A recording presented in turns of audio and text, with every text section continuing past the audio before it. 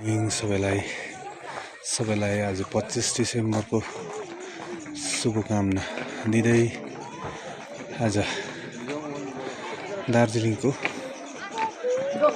Japanese temple जो चाहिँ 1885 मा बनिएको थियो, जो चाहिँ जापानिज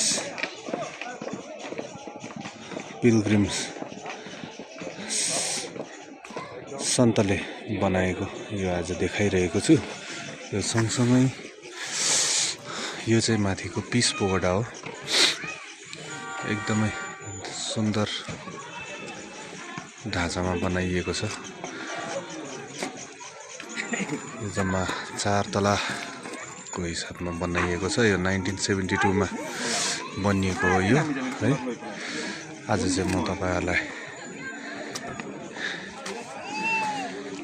भिडाभिड कोलाहलको माझमा हुँदै आज शान्तिको वातावरण, यहाँनिर शान्तिको प्रतीक बनिएको यो पिस पगोडा तपाईहरुलाई म देखाइरहेको छु है। यो पिस पगोडा छ अनि यहाँदेखि यो साइडहरु चाहिँ तपाईहरु हेर्नुस्, तपाईटी कञ्चनजङ्घा पनि अलिअलि आज देखा परिरहेको छ।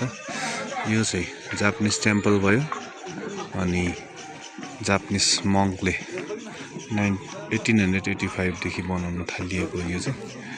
र त्यसको साथसाथमा यो 1972 मा बनिएको यो पिस पगोडा।